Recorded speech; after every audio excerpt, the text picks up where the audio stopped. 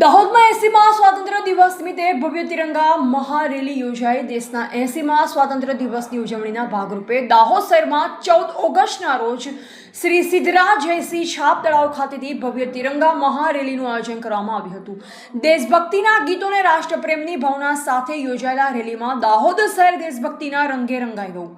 આ ભવ્ય મહાતિરંગા મહારેલીમાં માનનીય રાજ્યકક્ષાના મંત્રી શ્રી પૂનમચંદ બરંડા, માનનીય મંત્રી શ્રી રમેશભાઈ કટારા, માનનીય પ્રમુખ શ્રીમતી ગમાબેન મોહનિયા, દાહોદના સાંસદ તથા પૂર્વ કેન્દ્રીય મંત્રી શ્રી જસવંતસિંહ ભાભોર, દાહોદના ધારાસભ્ય શ્રી કનૈયાલાલ કિશોરી, જાલોદના ધારાસભ્ય શ્રી મહેશભાઈ ભુડિયા સહિતના મહાનુભાવ ઉપસ્થિત રહ્યા।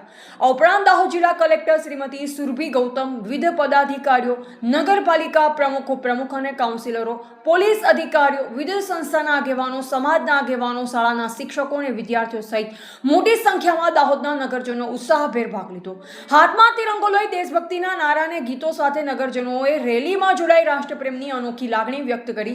વિશાળ જનભાગીદારીને કારણે આ તિરંગા મહારેલી યાદગાર બની અને દાહોદમાં સ્વાતંત્ર્ય દિવસની ઉજવણીનો માહોલ વધુ દેશભક્તિમય બન્યો। દાહોદના નાગરિકો, વિવિધ સંસ્થા, શાળા કોલેજના વિદ્યાર્થીઓ અને આગેવાનોની ઉત્સાહભેર ભાગીદારીથી તિરંગા મહારેલી સફળતાપૂર્વક સંપન્ન થઈ હતી।